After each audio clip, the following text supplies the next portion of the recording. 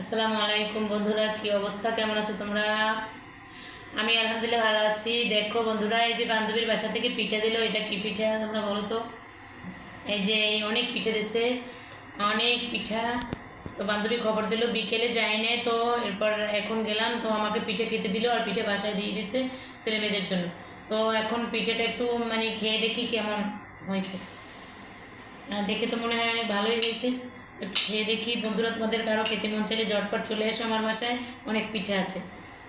বিসমিল্লাহ।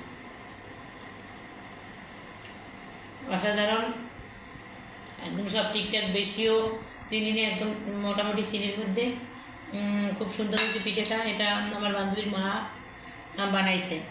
তো বন্ধুরা, তোমাদের কারো খেতে চাইলে তোমরা ঝটপট চলে আসো, আর আমি একটু খেয়ে দেখি আরও। ওই পিঠেটা আমার এমনিতেই পছন্দ, কিন্তু আসলে বানানো সময় হয় না, এই জন্য বানাই না। মাঝে মধ্যে হয়তো বানানো হয়।